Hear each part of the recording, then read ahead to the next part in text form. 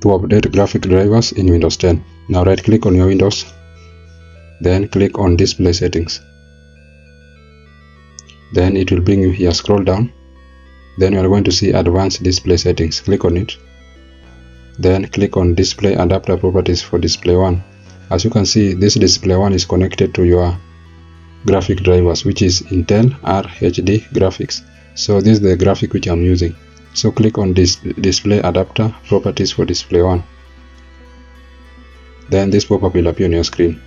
So what you need to do here is to click on properties, then go to drivers. Then you are going to see update driver. So just click on it, and then you are going to click on browse my computer for drivers. Then click on let me pick from a list.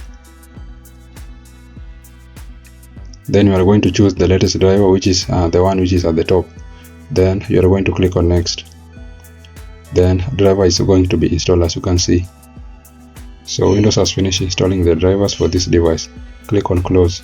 So if you are having another driver installed on your computer apart from Intel graphics driver, now if you are having another driver installed on your computer apart from Intel, you are going to go to the Windows icon, then right click on it, then go to device manager. Then this window will pop up on your screen. So once you are here, you are going to see display adapter. So click on that drop down arrow. Then you are going to see your two graphics. We have Intel and also nvidia. Because we had already updated for Intel, you are going to click on nvidia, then right click on it, then go to properties, then go to driver, then go to update, then browse, then let me pick, then choose the driver, then click on next. Now Windows has successfully updated your drive. Click on close, then close, then close. So that's how to update graphic drivers in Windows 10. If you have found this useful, please consider leaving a like and subscribing to the channel. Thank you guys for watching, and hope to see you in the next one.